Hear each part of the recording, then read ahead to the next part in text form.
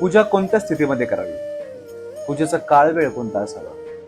सर्वप्रथम मित्रांनो, बऱ्याचशा मुलांच्या मनात हा विचार असतो का व्रत आपला जो आहे तो रात्री 12च्या नंतर सुरू होतो, परंतु असं नाही मित्रांनो.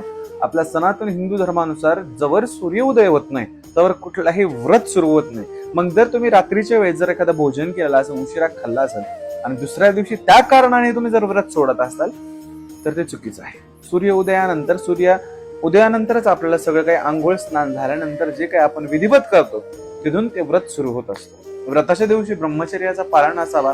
व्रताच्या दिवशी आपण जे आपल्या उपभोगातल्या वस्तू आहेत त्या त्याग कराव्या. व्रताच्या दिवशी एक समय एक भोक्त जेवण असलेला असावा. आणि दुसरी महत्वाची गोष्ट, आपण जेव्हा पूजन विधी करत असतो तेव्हा सर्वप्रथम आपलं मन प्रसन्न असलं पाहिजे. अशा पद्धतीने पूजा मांडायची की आपल्या मनाला ती पटली पाहिजे आणि आपल्याला ती पूजा पाहून आनंद झाला पाहिजे. बळच काहीतरी करायचं म्हणून जर तुम्ही सेवा करत असाल, पूजा करत असाल तर ती कधीच स्वीकृत होणार नाही.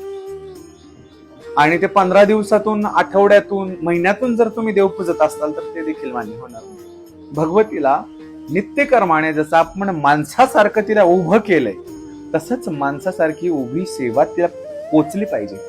हे आपल्या शास्त्रात वर्णित आहे, आपल्या धर्मात वर्णित आहे. यथा देहे तथा देहे. आपण जसं आपल्या देहाला जपू तसं आम्ही अन्न, तिचे वस्त्र, अलंकार, मळवट, उपचार असं सगळं भगवतीला झालं पाहिजे. ओम